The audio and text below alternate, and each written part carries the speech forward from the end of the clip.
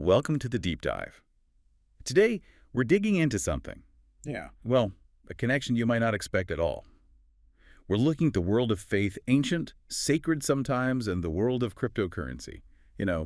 Cutting edge, chaotic maybe. Yeah, on the surface, they seem like polar opposites, don't they? Millennia of tradition versus lines of code written yesterday. Exactly. Yep. But the core question we want to get into for you today is, what makes people believe in something invisible? It seems fundamental to both. It really is. I mean, think about it. Faith has driven people for centuries, built civilizations, all based on belief in the unseen. And what's really fascinating, and what our sources highlight, are these patterns echoing in crypto now. Patterns, like what? Well, you see things like white papers being treated almost like scripture. Founders discuss like prophets almost. Huh. And these online communities, they can feel a lot like congregations. So our mission today is really to help you trace these parallels, see what underlying human instincts are kicking in here. Okay, so belief community. Where does this sort of crypto faith get really intense? Are there specific groups taking Bitcoin way beyond just, finance?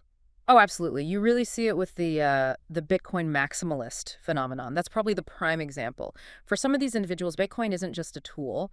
It's almost like a form of salvation, digital salvation. Salvation. That's strong language. It is, and they use specific terms. You hear about the orange pill, like you've seen the light about Bitcoin, and even phrases like fiat is sin, condemning government money. Wow.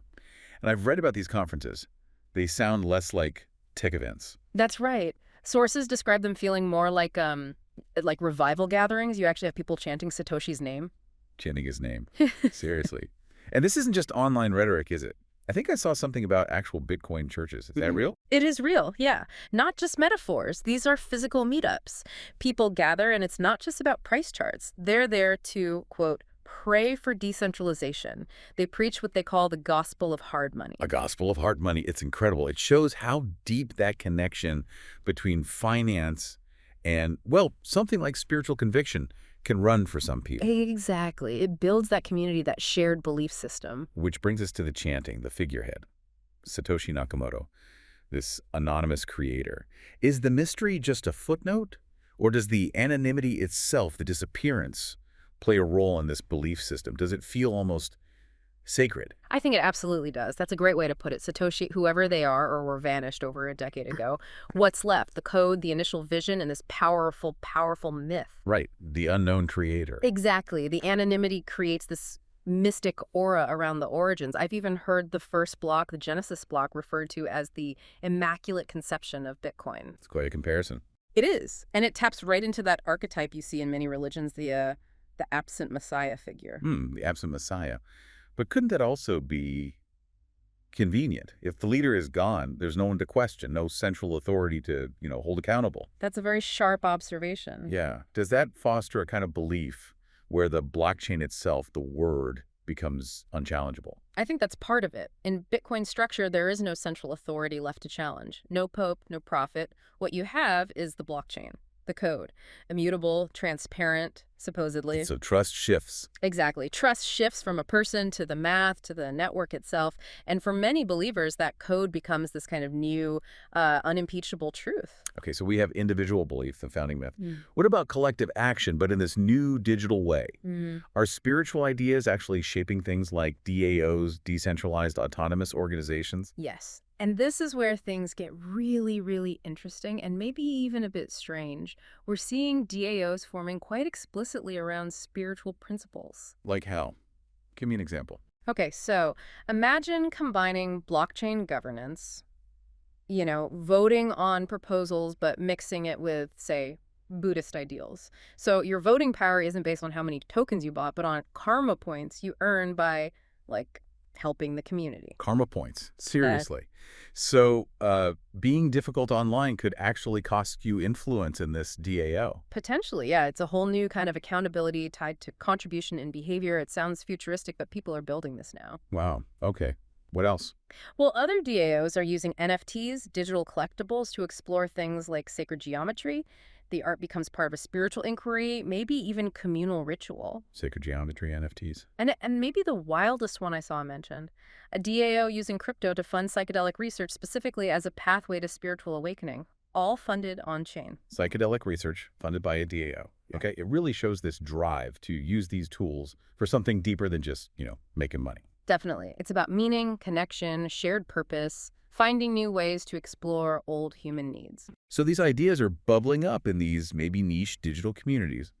But is it breaking out into the mainstream? Are we seeing faith leaders talk about crypto, a kind of new evangelism? We are, absolutely. The term crypto evangelists is starting to pop up, and often these are figures who were already televangelists or prominent preachers, especially in regions like parts of Africa, Southeast Asia. And what are they telling their congregations? They're actively urging people to invest in crypto, but the framing is key. It's not just presented as a financial opportunity, a way out of poverty. It's often framed as a divine blessing. Some are even proclaiming Bitcoin is God's money, pure, free from corrupt governments. God's money. That's a powerful narrative, combining financial hope with divine approval. Incredibly powerful. It offers this story of liberation, of divine provision through this new technology. It sounds compelling, almost utopian in a way. Yeah. But let's be real. Wherever you have this level of fervent belief, especially involving money, there have got to be risks, right? This isn't all positive. No, absolutely not. You're right to bring that up. It's definitely a double-edged sword. We have absolutely seen, and sources confirm, really unfortunate cases. Scams dressed up in religious language. People whose blind faith, encouraged perhaps by these figures, has led them into, frankly, financial ruin. The dangers are very real. Vulnerabilities get exploited. Okay, so there's that dark side. Exploitation, scams. But you mentioned a double-edged sword. Is there a genuine upside too? Real empowerment happening? Yes, there is. We have to balance the picture. No. Crypto has offered genuine empowerment in this certain contexts. Think about religious minorities in places where they face persecution. Crypto allows them to send and receive donations secretly, bypassing control. Oh, right. Practical uses. Right. It helps build communities across borders without relying on traditional systems. And some groups are even preserving sacred texts on the blockchain. Making them uncensorable. Essentially, yeah. Forever uncensorable is the idea. So it shows these tools can be used for protection, preservation, community building in really profound ways, far beyond speculation. Okay, so stepping back from all this, after this whole deep dive, what's the main takeaway? It seems clear crypto isn't actually a religion, right? No gods, no ancient doctrine. No, fundamentally, it's not a religion in that sense. But, and this is the crucial insight from looking at all this, it is tapping into the exact same deep human instincts that religion has engaged for millennia. Instincts like faith in something unseen or complex, the need for belonging, for community, the power of a compelling narrative, a story, and fundamentally, hope for a better future. Crypto hits all those notes. So it's like we're not just engineers building code. We're also myth makers. Right. We're building technologies, yes, but we're embedding them with meaning, creating new mythologies for a digital age. That basic human need for belief finds new outlets. That's a really powerful thought. We're building mythologies. So maybe a final thought for you, the listener. Next time you, check your crypto wallet or read about the latest coin, ask yourself, what do you really believe in here? Is it just the tech? The potential profit? Or is it something more? The cause, the community, the narrative behind it? It's a good question to ponder. Definitely. And maybe share this deep dive with someone you know who thinks crypto is purely about money. Because as we've explored today, sometimes it seems to be about a whole lot more than that.